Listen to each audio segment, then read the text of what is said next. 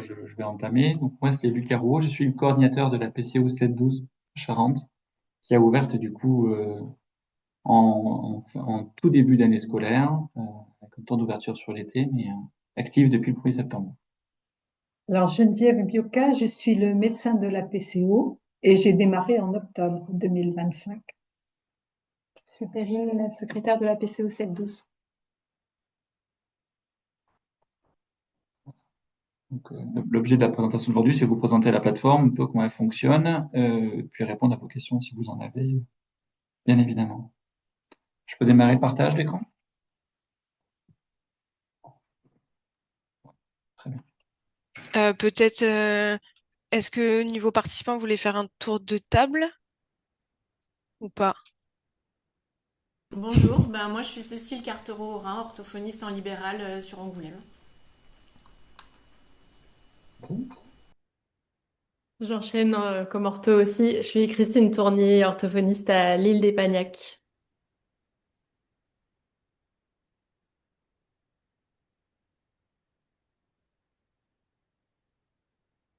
Aurore Trézy, je suis infirmière libérale sur Angoulême et présidente de la CPTS.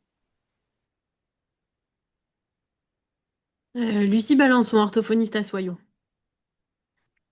Et Alexandre Pérez, kinésithérapeute au centre clinical et secrétaire de la CPTS.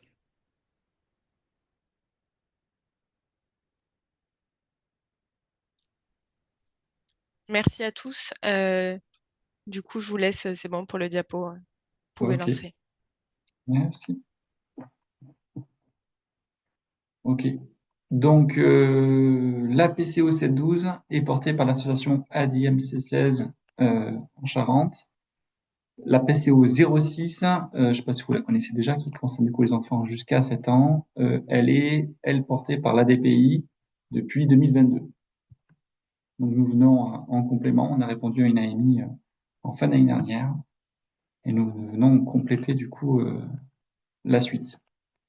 Donc, on va vous présenter rapidement l'équipe, nos missions, le repérage, l'orientation et notamment les rôles des partenaires médicaux, notamment les médecins dans cette orientation, notre procédure, et puis qu'est-ce que c'est qu'une intervention précoce.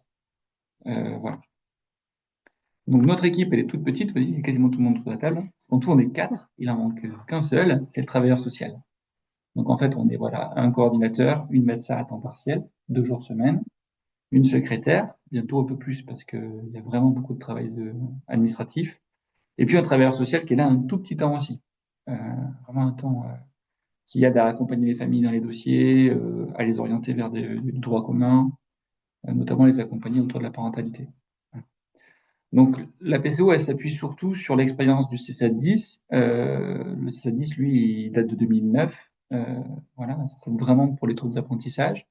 Et donc on a mis en avant notre connaissance du réseau, du travail avec ces troubles-là, pour justifier notre candidature. Donc les TND, bah, là, auprès de personnes à qui je parle, je pense que je vais rien vous apprendre. Les troubles du neurodéveloppement, du coup, ce sont ces fameux troubles qui apparaissent dans le développement et qui sont caractérisés par des difficultés significatives dans une ou plusieurs fonctions du cerveau.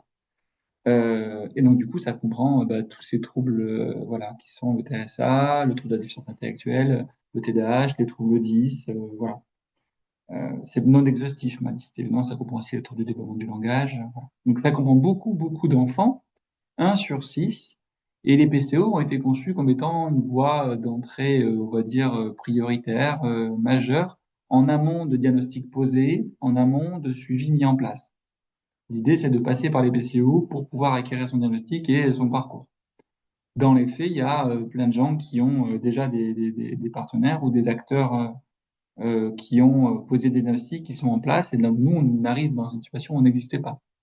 C'est pas encore tout à fait comme ça devrait être dans les textes. Peut-être que ça va durer comme ça. La nébuleuse des TND montre leur complexité et puis leurs différents aspects. Elle touche de nombreux domaines du développement de l'enfant en termes de symptômes. Et du coup, elle correspond beaucoup à des troubles qui se superposent. On voit bien quand on voit les chiffres, là, hein, on dit qu'il y a 2% d'autisme, 8% de troubles des apprentissages, 6% de TDAH. On a beaucoup de superposition avec des personnes qui vont avoir plusieurs TND. Donc l'idée pour nous, c'est pas forcément de poser que du diagnostic, on va dire catégoriel pur et dur. C'est avant tout d'évaluer bien les situations et d'arriver à orienter vers les bons besoins, que ce soit de soins ou d'aménagement à l'école ou de termes de parcours. Voilà. Pas uniquement poser ces diagnostics catégoriels. Donc les PCO, c'est une initiative gouvernementale qui a été pensée par Macron lors de la révision de la stratégie autisme. Et donc l'idée, c'était de créer un outil qui allait permettre à la fois de repérer, d'intervenir et de diagnostiquer le plus tôt possible. On avait quand même un gros retard dans le diagnostic des enfants, notamment TSA, par rapport aux normes internationales. Et donc, en ayant pointé que cet âge de post-diagnostic, de reconnaissance des besoins, étant un indicateur de l'autonomie future, on a voulu mettre en place des interventions les plus tôt possibles. Voilà. Donc là, si vous avez les chiffres au 1er juillet, ceux qui ont été diffusés dans la dernière stratégie nationale, 55 000 enfants ont été repérés et bénéficié d'un accompagnement PCO. Les chiffres de juin dernier, c'est 180 000. Voilà. Vous avez du coup une PCO par département en France, voire deux quand, comme pour nous, il y a des 0,6 séparés des 7-12. Il y a aussi des PCO qui font 0,12. Voilà. L'idée, c'est que il y a, là, je ne sais pas si vous avez suivi dans les nouveautés aussi, dans les textes, un service public du repérage et de l'accompagnement précoce qui va organiser tout le diagnostic pour les enfants de 0 à 6 ans et regrouper les nombreux dispositifs, nombreux, c'est le cas de le dire, qui existent pour l'enfant de moins de 6 ans. Que ça soit récolte, que ça soit les PCO. L'idée, c'est d'arriver à harmoniser un parcours commun. Pour l'enfant de 7 à 12 ans, la seule plateforme qui existe pour l'instant, c'est les PCO, qui ont ce rôle-là de coordination, on va dire, d'un parcours. Et puis les enfants de 13 ans et plus, eh ben aujourd'hui, il n'y a pas de plateforme qui organise ça. Donc du coup, on les réfère en centre expert, tout ce qui est le centre fédératif de développement, par exemple, de Poitiers, puisqu'ils sont hors circuit de plateforme pour avoir droit à des diagnostics. Alors, quels enfants sont concernés par notre accompagnement? Eh bien, les enfants doivent présenter des signes évocateurs de troubles du développement. Vous voyez, c'est assez vaste, des retards dans le développement cognitif, du langage. Ne pas avoir un diagnostic déjà posé. S'il y a déjà un neuropédiatre qui a déjà posé un nom, mis en place un traitement ou autre, théoriquement, la logique gouvernementale veut que ce soit ce professionnel-là qui oriente les familles vers le bon soin et que la MDPH reconnaisse le niveau de handicap et donc du coup mettre en place des soins équivalents avec l'AEH notamment. Donc nous, tous les enfants qui nous contactent et qui ont déjà ce diagnostic et déjà un parcours avec AEH ne relèvent pas de la PCO, donc on ne les accompagnera pas. Il n'est pas non plus possible d'engager un parcours si l'enfant bénéficie déjà d'une décision d'orientation et que cette décision est mise en œuvre. Par exemple, un enfant suivi en CESAD ne peut pas bénéficier de PCO puisqu'il a déjà des soins équivalents proposés par une structure de niveau 2. On est vraiment une structure dite de premier recours. On est censé arriver en amont de ces décisions-là. Alors, toutefois, on peut avoir des enfants pour qui l'orientation a été actée, mais pour lesquels actuellement il n'y a pas de soin qui est mis en place. Donc là, les PCO, elles vont venir combler par la prise en charge du soin libéral, etc., les délais d'admission effective au sein des structures. Voilà. L'entrée dans le parcours de la PCO 7-12, elle n'est possible que si nous rencontrons les enfants avant leurs 12 ans, que nous les rencontrions. Donc ça veut dire qu'il faut préparer les dossiers et qu'on ait le temps de planifier une consultation en amont de leurs 12 ans. Et après, par contre, le parcours, il peut se prolonger au-delà de leurs 12 ans. C'est-à-dire, une fois qu'on a validé un parcours, celui-ci dure 1 an, il est renouvelable une fois. Donc on peut accompagner des enfants de plus de 12 ans, mais il faut que ça ait commencé avant leurs 12 ans. Okay. Je répondrai à vos questions si vous avez des cas spécifiques en questionnement à la fin de la présentation. Donc, nos missions de PCO, repérer, intervenir et diagnostiquer, et puis accompagner les proches. Donc, ces missions de la PCO sont de permettre aux familles d'avoir accès à des soins et des rééducations de professionnels le plus tôt possible, sans attendre d'avoir un diagnostic complet. Effectivement, même si pour nous, il y a un objectif d'avancer vers le diagnostic, même si on ne peut pas, à un moment donné, catégoriser, être certain du trouble qu'affecte cet enfant, L'idée, c'est de pouvoir commencer à mettre en place des soins qui sont pertinents en vue de sa situation et de son diagnostic fonctionnel, par exemple. Alors, mettre en place les soins le plus tôt possible, ça veut aussi dire faire avec les professionnels existants sur le territoire. C'est pour ça que c'était très important de vous rencontrer aujourd'hui et de communiquer auprès de vous, puisqu'il y a quand même un enjeu d'arriver à mobiliser les acteurs du territoire. Et puis, si jamais on manque d'acteurs sur le territoire, ben, ça, les PCO n'y répondent pas. On n'a pas d'équipe interne. On ne fait que financer des professionnels existants. Les PCO coordonnent ce parcours en rémunérant les interventions des professionnels non conventionnés par l'assurance maladie. Donc, ça veut dire que les professionnels qui sont déjà pris en charge par l'assurance maladie continuent à être pris en charge. Néanmoins, on va travailler avec eux pour rendre cohérent les parcours des enfants, puisque l'idée, c'est quand même de coordonner l'ensemble des acteurs autour d'une situation. L'objectif, c'est qu'il n'y ait pas de reste à charge et que ce ne soit pas les éléments financiers qui limitent l'intervention précoce pour les familles. Tous les enfants de 7 à 11 ans, 11 mois présentant des codes de développement repérés par les professionnels de première ligne peuvent être adressés à la PCO. Et notre objectif est de permettre d'intervenir le plus précocement possible. Voilà. C'est vraiment ça l'enjeu. Donc là, vous avez le schéma gouvernemental qui reprend cette idée-là. J'ai un doute, j'ai des questions, on se pose des questions. On m'a interpellé par rapport au développement de mon enfant, ça peut être l'école qui m'a interpellé également. Alors, je me rends chez mon médecin pour une consultation spéciale, spécifique, qui sert à orienter vers justement les PCO. L'idée, c'est pas que cette consultation permette à un médecin généraliste qui n'en a pas forcément, on va dire, l'habitude ou les compétences de poser un diagnostic, c'est pas ça l'enjeu, c'est de se dire, ben oui, vous avez des questionnements, ceux-ci sont légitimes, on va vous orienter vers la PCO, ils vont vous dire si oui ou non, c'est bien ça. L'enjeu, il est bien un enjeu d'orientation. Donc là, il y a toute une série d'informations, je vais vous les lister après à récupérer, qui nous aident, nous, à pouvoir analyser cette situation-là. Voilà.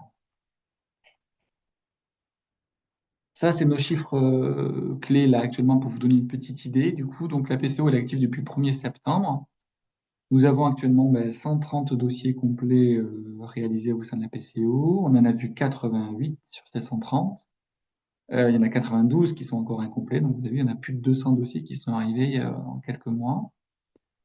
On a prescrit des parcours. En tout, on a prescrit 125 parcours, dont plus de la moitié, c'est des parcours de bilan, notamment neuropsychologiques et psychologiques du développement de l'enfant, et puis des parcours de bilan et de suivi pour des ergothérapeutes et des psychomotriciens. Les médecins orienteurs sont en majorité des médecins généralistes classiques, les médecins traitants des familles. On a quelques pédiatres. Voilà. Et puis, en termes de secteur géographique, on a la moitié, en gros, des enfants qui sont sur le Grand Angoulême. Et puis ensuite, vous voyez, c'est plutôt bien réparti entre le nord, le sud, l'est et l'ouest, mais on a quand même une majorité d'enfants proches du Grand Angoulême. Voilà pour nos chiffres, pour vous donner une idée. Je pourrais répondre à d'autres chiffres si vous avez des questions plus précises par la suite. Donc le repérage et l'adressage, le rôle des médecins de première ligne. Le rôle des médecins généralistes, c'est de constater des écarts inhabituels de développement et de prescrire un parcours de bilan et d'intervention précoce en orientant les familles auprès de nous. Ce rôle-là, il est très important, mais il se trouve que pour les enfants de 7-12 ans, il est moins évident pour un médecin traitant souvent que pour les enfants de 0 à 6 ans. Par exemple, nous, ce qu'on va voir, ils ont rarement des décalages des acquisitions de base. Ils ont marché à l'âge habituel, ils ont parlé à peu près à l'âge habituel. Il n'y a pas d'écart, vous voyez, de trouble médical fort qui rend évident le décalage de développement. On est plutôt dans des hétérogénéités de parcours, des difficultés dans des contextes bien particuliers au sein de l'école, etc., qui interrogent et pour lesquels on soupçonne un possible trouble du neurodéveloppement sous-jacent. Voilà. Il n'y a pas besoin de savoir à quel trouble on se réfère quand on nous oriente. Il y a la possibilité de cocher un trouble complexe qui mérite de l'investigation, sans qu'on sache, quand on est médecin, pour quel type de trouble on oriente les enfants. Pour repérer des signes du trouble du neurodéveloppement, il existe des livrets de repérage qui ont été édités par l'État et qui permettent d'avoir des idées des critères de développement et des questionnements qu'on peut poser autour de la motricité globale, la posture, la locomotion, la motricité fine, le langage, la socialisation et la cognition, pour donner des repères de développement classiques à des médecins qui pourraient s'interroger sur est-ce que là, ça pourrait rentrer dans des critères de TND ou non. Okay. Ces livrets-là, ils sont disponibles en ligne sur les sites gouvernementaux handicap.fr. Il faut savoir que cette consultation-là, du coup, qui vous permet d'orienter, qui permet au médecin d'orienter vers nous, c'est une consultation qui prend plus de temps, évidemment, puisqu'elle va demander d'être creusée, etc. C'est une étape importante pour la famille, et que, vu qu'elle demande un peu plus de temps, etc., elle est rémunérée différemment, elle est cotable différemment. On la cote, voilà, on peut se faire payer jusqu'à 60 € pour la réalisation de cette consultation spécifique TND. Okay. Voilà. Au sein de cette consultation, du coup, on va explorer tous les facteurs de risque et de développement précoce, les facteurs périnataux, d'antécédents familiaux, d'affections chroniques, les décalages principaux, les anomalies d'interaction précoce et les plaintes parentales associées.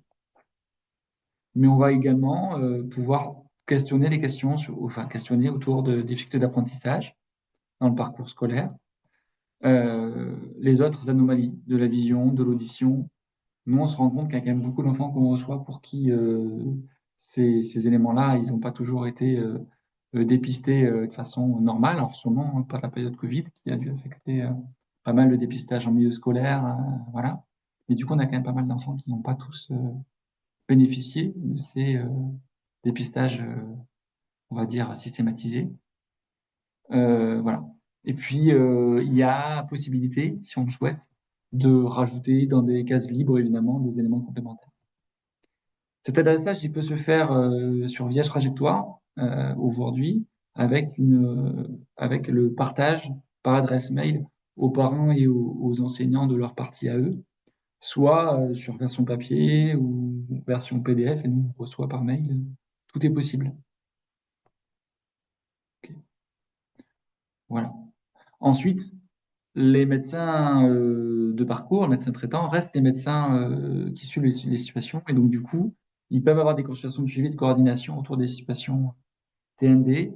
Et encore une fois, coter ces consultations différemment pour évaluer ce qui est mis en place pour les enfants. Il faut avoir en tête que nous, du coup, on est là pour 1 an renouvelable une fois. Donc, on ne sera pas là dans toute la durée du parcours de cet enfant. On est un élément, à un moment donné, qui facilite et qui met en place. Par contre, il n'est pas rare que ce genre de trouble nécessite, on va dire, un suivi à plus long terme. C'est bien pour ça qu'on conserve le rôle de référent par le médecin qui nous a orientés. La procédure d'admission. Alors, la procédure d'admission chez nous, pour qu'on vous explique un peu comment ça se passe. Le point de départ, du coup, c'est une inquiétude sur le développement de l'enfant, qui peut venir de l'enseignant, des parents ou d'un professionnel de santé.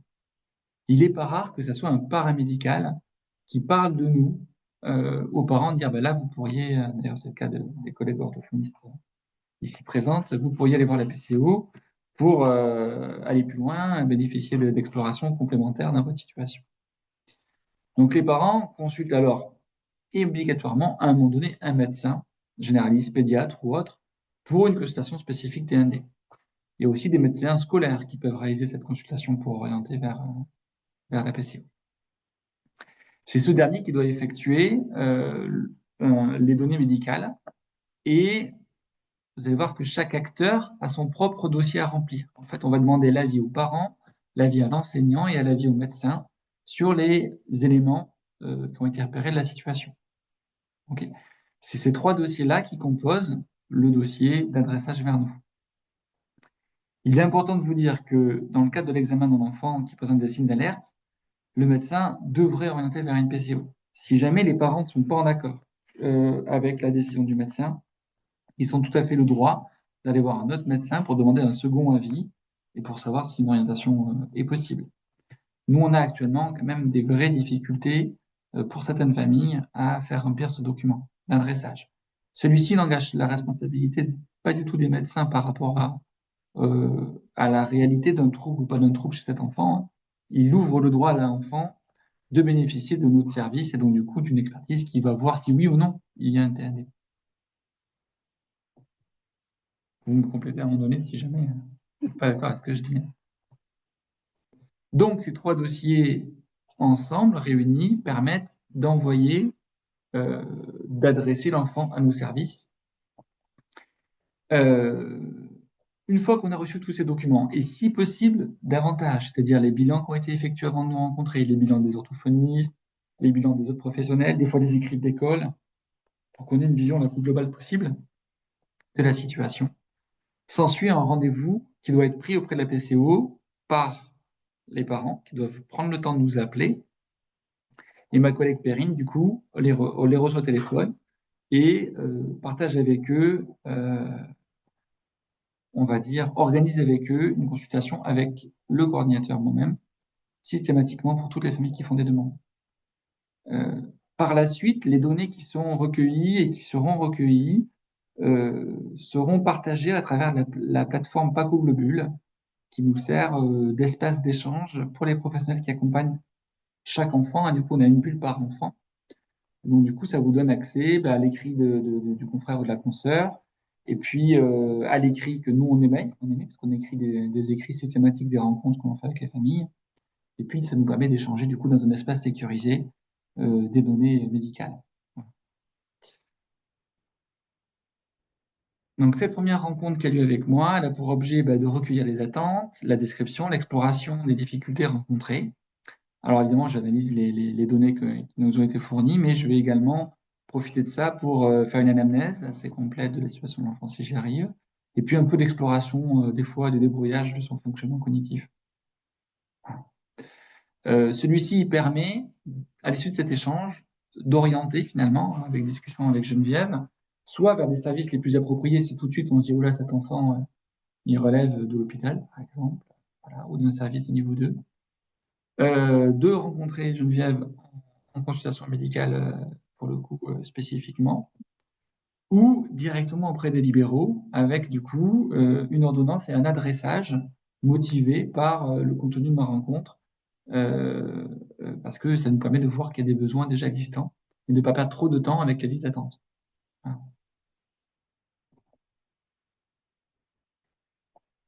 Donc, cette rencontre à la PCO, elle se fait, on va dire, elle amène généralement à la réalisation d'évaluations complémentaires vers des professionnels conventionnés et des professionnels non conventionnés. On va orienter vers des ORL, vers des neuropédiatres, vers des orthophonistes, vers des orthoptistes, voilà. Et vers des professionnels non conventionnés avec nous, du coup, les ergothérapeutes, les psychomotriciens et ou des psychologues. C'est aux parents de prendre rendez-vous avec les professionnels, comme dans un fonctionnement libéral classique, en précisant juste que ils viennent de notre part à nous.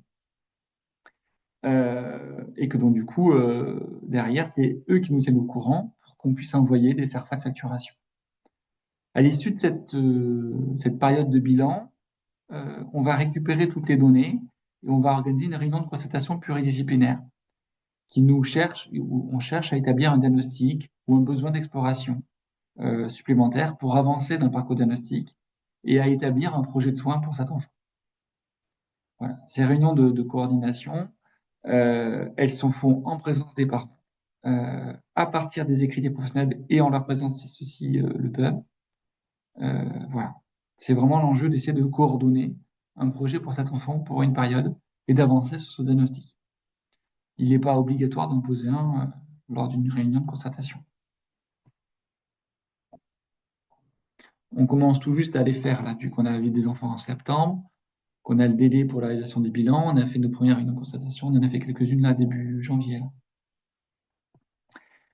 Et en parallèle de ce rôle diagnostique, du coup, on a ce rôle d'intervention précoce. Alors, l'intervention précoce, c'est un accompagnement paramédical auprès de professionnels libéraux, locaux, en Charente et puis en périphérie, hein, dans le but d'atteindre des outils spécifiques et du coup en échange avec l'équipe de la PCO.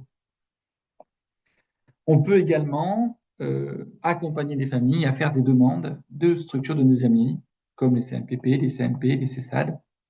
Mais vu qu'on sait qu'il y a des délais de traitement, ceci n'empêche pas le fait de continuer avec la PCO. C'est pas parce qu'on oriente vers un CMPP que les gens quittent la PCO. Si c'est nous qui orientons vers, on va continuer notre accompagnement le temps que les choses se mettent en place ou qu'on atteigne la fin de la durée limite d'accompagnement autorisé. Et puis, on peut aussi orienter vers des lignes dites expertes pour aider à poser des diagnostics quand ceux-ci sont trop complexes pour, euh, pour nous, au vu des bilans que l'on possède.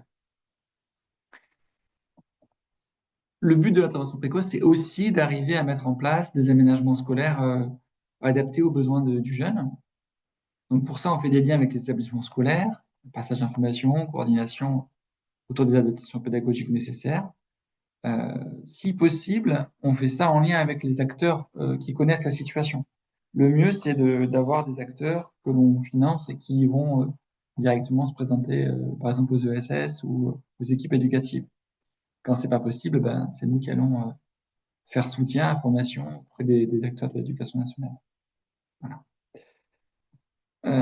L'idée, c'est de travailler sur le lien entre ces deux types de champs d'exercice et pour lequel les troubles neurodéveloppementaux, on sait qu'ils ont beaucoup d'impact sur la scolarité, d'accompagner au mieux, on va dire, l'impact que ça peut avoir dans le cadre de la scolarité des jeunes. Voilà. Les interventions, elles se font également auprès du réseau, puisqu'on a un rôle de partenariat, de formation, d'information, de ressources. Donc la plateforme a une mission d'accompagnement au développement des pratiques et des connaissances sur les troubles neurodéveloppementaux. Donc on anime une communauté avec des soirées, des rencontres thématiques. Tiens, j'aurais dû mettre ça dans le diaporama, je ne l'ai pas mis. Avec notre première rencontre thématique qui se fera le 28 février de tête, un jeudi soir. La première, elle sera sur l'autodétermination dans les parcours de soins pour les enfants TND. Nous avons une autre fin mai qui sera autour du rôle des écrans dans la clinique des professionnels autour des enfants TND. Puis on en a une début octobre sur le partenariat en réseau, justement, des différentes structures, éducation nationale, CMP, CMPP, CESAC, PCO, etc. Voilà, donc on anime des soirées pour essayer de décloisonner un peu le travail, de se rencontrer aussi interprofessionnellement autour d'enjeux communs. En fait. Voilà. On fait également des formations organisées par la PCO pour les personnes qui sont conventionnées avec nous. On va également avoir une testothèque, on va pouvoir prêter des outils pour que les professionnels puissent pratiquer des outils qu'ils ne connaissent pas, s'accoutumer à différents outils avant de les acquérir s'ils le souhaitent. Et puis, on a un projet d'organiser des colloques pour toucher des publics, on va dire, hors plateforme, mais qui seraient concernés par les enfants de TND, les enseignants, par exemple. Voilà. Voilà, voilà. On pourrait dire plein d'autres choses, mais je pense que c'est déjà pas mal comme niveau d'information. On va voir si ça a répondu à vos attentes ou si vous avez des questions.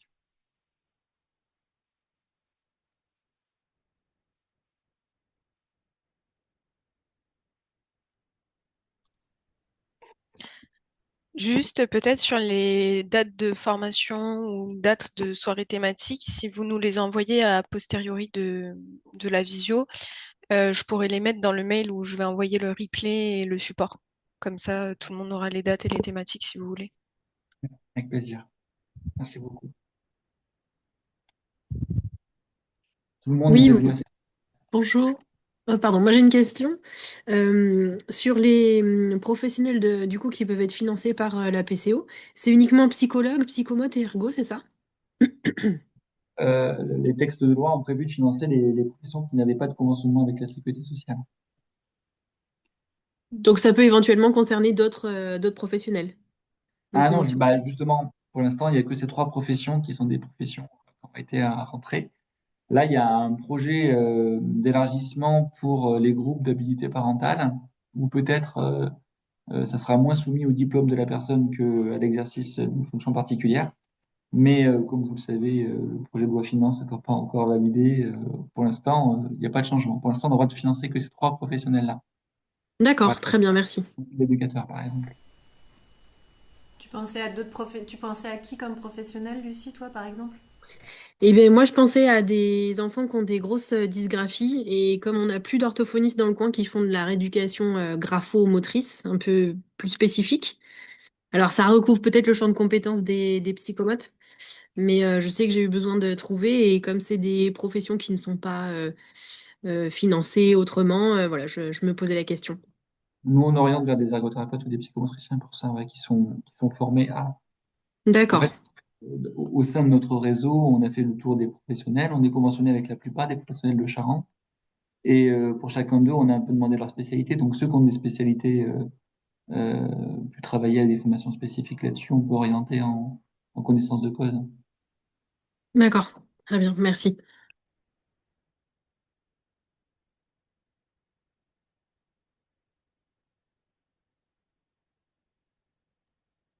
Merci pour cette présentation. Moi, j'ai deux questions. Déjà, une sur l'interopérabilité entre Paco Globule et le dossier médical partagé. Parce que moi, j'utilise beaucoup maintenant le DMP pour mettre les courriers et tous les comptes rendus. Et donc, est-ce qu'il faut aussi se connecter, se créer des identifiants sur Paco Globule ou est-ce que le dépôt sur le DMP suffit? Puis après, j'ai une autre question. Malheureusement, non. J'avais demandé justement un pack au globule et en effet, il y a pas de lien avec le DMP. Donc, c'est pas. Donc nous, on n'a pas accès à l'information. Non. Nous, on n'a pas accès à vos écrits s'ils sont sous le DNP, malheureusement. Même votre médecin peut pas accéder au DMP du patient. Donc, on n'a pas encore exploré. D'accord. On n'a pas encore exploré toutes les possibilités, comme on utilise à ce jour le module. Voilà. Je sais qu'il y a certains logiciels qui le font, mais nous, on n'a pas de logiciel qui nous permet d'accéder au DMP. Oui, mais le médecin, il peut avoir... parce que nous non plus, on n'a pas de logiciel. En fait, on va sur Amélie Pro, on va sur DMP, et puis en fait, on est habilité à y aller. J'imaginais que tous les médecins, en fait, pouvaient accéder au DMP des patients, moi. Alors, à ce jour, on n'a pas exploré. Donc, pour le moment, je n'utilise même pas de carte. Pour le moment, on n'a pas D'accord. encore de boîtier, on n'a pas encore cette possibilité-là. D'accord. Juste, je me permets de compléter. Est-ce que les micros... Voilà, merci, ça faisait un écho. Paco Globule, c'est interopérable avec le DMP, hein. Alors, il y a peut-être juste moyen d'envoyer via Paco Globule dans le DMP et pas de le faire dans l'autre sens, c'est-à-dire peut-être pas d'aller chercher.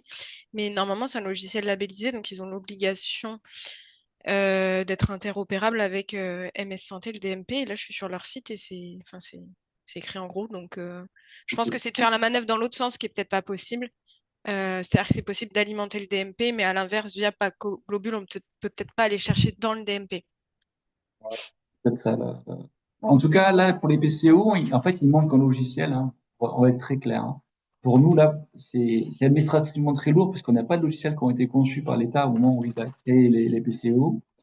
Donc là, ils ont lancé il y a déjà 2 ans la création de logiciels, la création d'organisations. Voilà, et donc c'est à chaque territoire finalement de définir son processus pour les parcours. Et donc nous, il a été décidé en Nouvelle-Aquitaine, hein, qu'on avait déjà trajectoire pour lesquels ils travaillent l'interopérabilité avec Paco Globule pour les accompagnements, pour qu'on puisse transmettre les dossiers de l'un à l'autre. Donc en fait, c'est nos outils de Nouvelle-Aquitaine qu'on nous invite à utiliser pour coordonner les parcours. Voilà.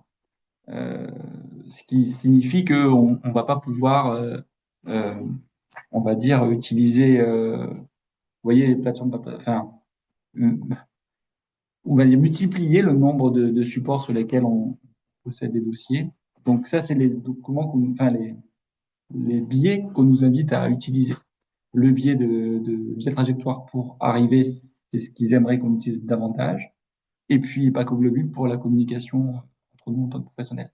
Après, dans les faits, vous savez, nous, on n'a quand même pas encore des milliers de professionnels qui ont Paco Globule. Ça commence à venir petit à petit. Je ne sais pas si la CPTS, vous êtes un peu au courant du nombre de personnes qui l'ont pas dans votre secteur, mais nous, ça commence à venir. En fait, c'est pas encore quelque chose de... Voilà. Non, j'ai pas de visibilité sur l'utilisation de Paco Globule, mais il me semble qu'il n'y avait pas une adhésion complète sur le territoire. Mais du coup, si les DMP sont alimentés par les pros de santé et euh, les professionnels en fait qui ont Paco Globule, par contre, peuvent extraire du DMP des documents, des bilans, des choses comme ça, et vous les envoyer via Paco Globule. Donc, est-ce que finalement il y a réellement besoin d'un outil supplémentaire dédié? En fait, pour vous, c'est qu'il y en a deux. Il y a Paco Globule et Via Trajectoire, mais pour les pros qui ont accès et au DMP et à Pacoglobule, ils ont déjà tous les outils. Oui, eux, ils ont tous les outils. Voilà, ok. C'est juste qu'il faudrait se servir du DMP et de Pacoglobule, c'est surtout ça. Voilà, c'est ça. Ok. Ce que je sous-entendais, c'est que nous, on n'aura pas d'autres outils, finalement, puisque le choix a été fait en Nouvelle-Aquitaine, que nous aussi tester ces deux-là. Et en même temps, je crois que, enfin, du point de vue de tous les professionnels, autant à l'hôpital qu'en ville, etc., il y a déjà beaucoup d'outils. Et c'est peut-être pas Ah oui. nécessaire d'en créer des nouveaux. Il faut peut-être mieux développer l'utilisation de ceux qui existent et leur appropriation plutôt que d'en Donc, créer cette des nouveaux. consigne-là, elle a été donnée qu'au PCO, elle a été donnée à toutes les plateformes. Hein. Cocon passe Ok. par Pacoglobule, voilà. Toutes les, toutes les organisations sous forme de plateforme de Nouvelle-Aquitaine sont censées utiliser cet outil-là. On verra bien. Vous avez une deuxième question? Oui, j'avais une deuxième question. Bah, après, nous, l'enjeu, c'est vraiment de simplifier. Enfin, genre, si on a un compte rendu de bilan qu'on doit déposer sur le DMP parce que il est en accès direct, et puis sur Paco-Globule, enfin, voilà, c'est toujours histoire de mettre les choses à un endroit et que tout le monde puisse y avoir accès, simplifierait la vie. Mais bon, bref, ça va se résoudre, j'espère. Après, c'est pour une question qui est peut-être un cas d'école, mais j'ai un patient que je suis depuis plusieurs années qui est passé entre les mailles du filet d'un diagnostic de moi ce que je soupçonne être un TSA et un TDAH. Donc, pour quand il était plus jeune, donc avant 6 ans, il a été vu par un pédiatre qui avait exclu le diagnostic quand il avait à peu près 3 ans. Et moi, je le suis, il a maintenant 10 ans, je le suis en partenariat avec un collègue parce qu'il a un bégaiement et un trouble sévère du langage écrit et on soupçonne avec mon collègue qu'il a un TSA et un TDAH. Donc, le fléchage pour ce patient qui a déjà eu des premiers diagnostics, mais quand même, avec mon collègue, on est d'accord et les parents aussi qu'il y a quelque chose à rediagnostiquer. Est-ce qu'il vaut mieux l'envoyer au CMPP de Sillac où il y a un diagnostic TND ou est-ce qu'il faut qu'il passe par la PCO? PCO. La réponse, elle est facile. Vous avez un questionnement. Vous avez un questionnement autour des diagnostics. Pour un enfant, même s'il a déjà eu un parcours, des évaluations, mais vous avez des questions qui persistent à la suite de ça, c'est tout à fait légitime de nous le renvoyer pour qu'on puisse faire des évaluations complémentaires, rapporter des réponses finalement à cette situation. C'est pas une situation résolue, on va dire, en termes de diagnostic, puisque ce que j'entends, c'est qu'il y a encore des interrogations. Donc, pour moi, il n'y a aucun souci que vous nous envoyiez cet enfant-là. Quand bien même il aurait déjà eu un diagnostic de quelque chose et on s'interrogerait sur un TSA en plus, par exemple. Ce serait une autre possibilité. Vous avez un enfant, il est accompagné, il a un trouble des apprentissages qui est diagnostiqué, mais on s'interroge sur un autre diagnostic possible, puisqu'ils peuvent être concomitants, mais qui n'a pas été posé. Eh ben, il est tout à fait possible de le retirer par une PCO avec cette interrogation-là.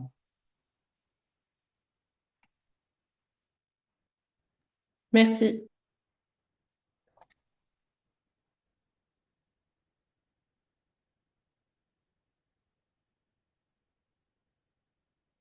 Est-ce qu'il y a d'autres questions?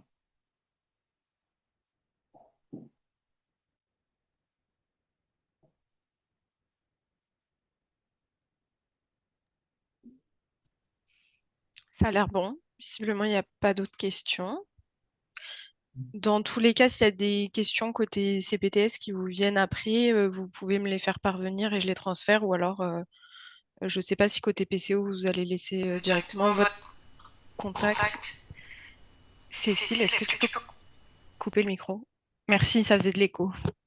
Est-ce que vous allez laisser directement le mail ou est-ce que vous préférez qu'on centralise s'il y a des questions côté CPTS? On peut laisser un mail. Hein. Le mail, c'est pco. Il avait écrit nulle part, tiens. Oui, je le Non, mets mais tout à fait. je le mettrai dans le mail avec la synthèse et le lien vers le replay. Tout le monde l'aura. Ça marche. Eh bien, merci à tous pour votre participation. Vous avez une question, Madame Cartoureau? Ou pas? Non, c'est bon. Non, non, c'était pour vous remercier de l'intervention. Ben, merci à vous. Merci à tous. Bon après-midi.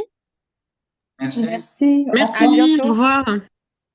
Merci à tout le monde. Merci, à ce soir. Merci, Pour la au revoir et en CPT. effet à ce soir. À ce soir. Au revoir, bon après-midi.